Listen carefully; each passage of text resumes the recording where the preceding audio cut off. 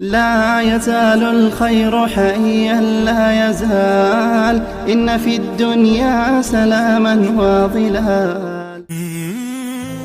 بل اړخ ته موږ دوه دښمنان لرو. دا د انسان دپاره سخت عظیم دښمن د دې کار سره ښه په دماغ بیان ته ګوري. د دې کار دا دی چې الله او بنده سره بیل کړي، د الله او د بنده په مابینځ کې واټن راولي، الله د خپل بنده نه ناراضه کړي، الله د خپل بنده نه خفه کړي، بنده د جهنم مستحق وګرځي، بنده د جنتو څخه محروم کړي، بنده د خپل نبی د شفاعت نه محروم کړي، د جهنم مستحق وګرځي. دا دنده د دې انسان څه شي دی؟ هغه یو نفس دی. ان النفس لاماره بالسوء. ستا نفس همیشه تا ته د بدو حکم کوي. ته راسه د ګناه وکړه څه شي کېږي؟ ته راسه دا یو ګناه وکړه دا پروا نه لري دغه شی. ته راسه دا په مال وه دی وژه ته یې وخوره پروا نه لري بیا به مافظ وکړه. دا ستا نفس دا درته وایي. ان النفس لاماره بالسوء. ستا نفس تا ته د بدو حکم کوي. راسه دې نامحرمې ښځې ته یو نظر وګوره چې کېږي بیا به توبه وباسي. راسه دا مسلمان ته دا شی په درواغو ورکړه بیا به توبه وباسي. راسه نن لمونځ پرېږده څه کې د دې ښه بازار بانډار ګرم دی څه کوې بیا به توبه وباسي بیا بیا راوګرځي. دا نفس دی. امام غزالي رحمه الله د علامه رومي رحمه الله یو واقعه په دې کې نقل کړې. و یو کسو ځنګله ته کړی دا بوټي راوړل، دا د نفس پر کیسه کړې. وایي دا کس ولاړې ځنګله ته، هلته بوټي کول کول کول کول کول په شی راواخیست.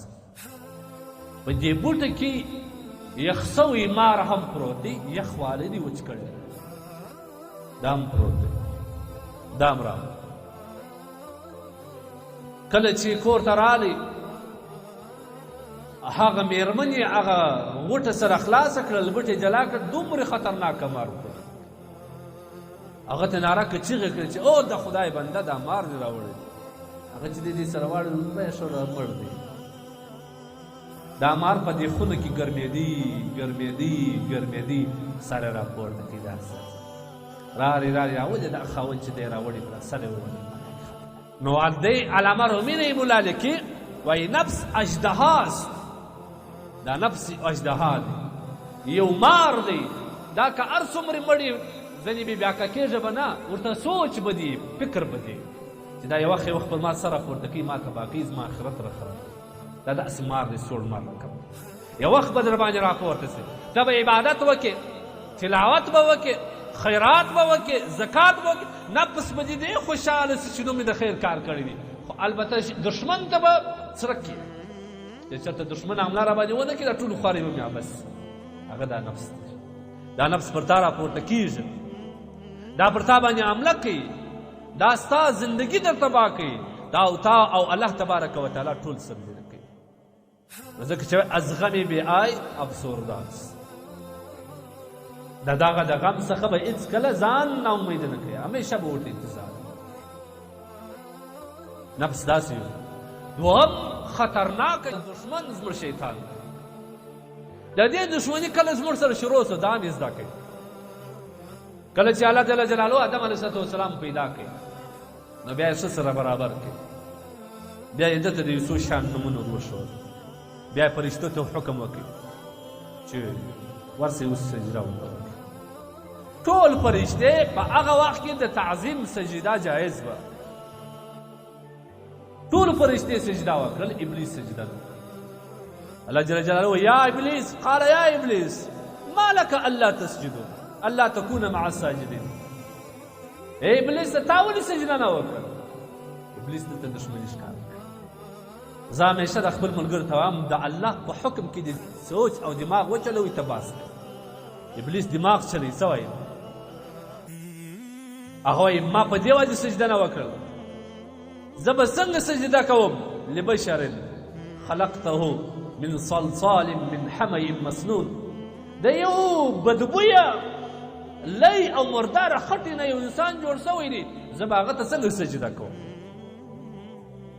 زه به هغه ته څنګه سجده کوم؟ زه خو ستا بنده یم، تا د اوره پیدا کړی، نو اور لوړ ځغلې او خټه خو لاندې ده، زه څنګه سجده وکړم؟ هلته الله تبارک وتعالی دی ته وویل ځه وځه زما د دربار. دی څه وایي؟ قال فانظرني الی یوم یبعثون. ای لا وخو دې شړلم، زما دشمني د عدم سره شروع سوه، لږ مهلت ما ته راکړه، در قیامته پورې ما ته مهلت راکړه. الله وایي مهلت درکړم ځکه یې قال رب بما اغویتني لأزینن لهم فی الارض ولأغوینهم اجمعین. ای لا چې کم شي باندې تا زه رالرې کړم، هغه به زه دوی ته ښایسته کړم، ښایسته به کړم، دوی به په اخته کړم او دوی به ستا د دربار او ټول به ستا نه امرې باندې زه اخته کړم. دا به زما دنده الا عبادک منهم المخلصین. البته ستا هغه بندگان چې هغه ستا سره خاص دي، ستا سره یې جوړه ده، ستا سره محبت دی، هغه به زما سره اخلاص کوي، نور به ټول. او بیا وایي ای الله زه به خامخا ټول جهنم د بني آدم سره کوم، ما ته مهلت راکړه. نن ماشاءالله بني آدم ډېر د ده پر خوا زور دوستي بیخي زیات ورسره روانه. شیطان امر وکړي لبیک، حاضر یم. غلا کوې هو لبیک، زنا کوې هو لبیک، درواغ وایې لبیک، ظلم کوې هو لبیک، هر څه کوې. عزیز مازې ته حکم کوه بادار، العیاذ بالله الف الله. نن زموږ بادار شیطان دی، العیاذ بالله الف الله. موږ د شیطان پر نقش قدم روان یو.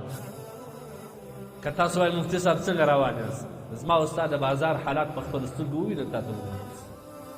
زما رب وایي تاسو صفا معامله کوئ، زما رب وایي تاسو رښتونی معامله کوئ، تاسو صداقت کوئ، تاسو امانت خیال ساتئ، تاسو ظلم مه کوئ، تاسو غلا مه کوئ، تاسو د چا ناموس ته په بد نظر مه ګورئ. موږ څه شی کوو؟ دوکه کوو، د رب مخالفت مو وکړي، شیطان په نقش قدم لاړو. غلا کوو، د رب مخالفت مو وکړي، شیطان په نقش قدم لاړو کنه. او په معامله کې مسلمانانو ته دوکه ورکړو، ظلم کو، آکو، دا ټول په موږ کې سته کنه. دا د رب مخالفت دی که مطابقت دی؟ د مخالفت. نو شیطان دا زموږ خطرناک دشمن دی. ولا تتبعوا خطوات شیطان. تاسو د شیطان پیروي مه کوئ، د خدای لپاره ځان وساتئ د هغوی نه. شیطان چې کوم دی دا ستاسو ازلي دشمن. خو البته انسان دی عاجز دی، کله کله انسان نه ګناه وسي. شیطان د انسان په رګو کې رفتار کوي. حدیث دی مشکات شریف نقل کړی دی، ډېر روایت نورو هم راخیستي دي، ډېر حدیثو کتابو. ان شیطان یجري فی الانسان مجرى الدم. شیطان د انسان په بدن کې د وینې رنګ رفتار کوي. په دې کې بیا محدثین عجب څه تشریح کوي، وایي څنګه چې وینه دا رقم نرمه ده، شیطان ځان نرم کړي ستا په بدن در ننوځي، په هر رګ کې جلا جلا رفتار کوي او خطا باسي. سترګې دې جلا خطا باسي، غوږ دې جلا خطا باسي، پزه دې جلا خطا باسي، لاس دې جلا خطا باسي، دماغ دې جلا خطا باسي، په زړه کې جلا وسوسې دې راچي. دا شیطان دی کنه، دا زموږ ازلي دشمن دی کنه. دا ستا په بدن کې د وینې رنګ رفتار کوي، خلاصون نشته. یو شی چې ستا په بدن کې دومره رفتار کوي، خامخا سړی کله کله ورغولوي، خامخا کله کله سړی خطا باسي.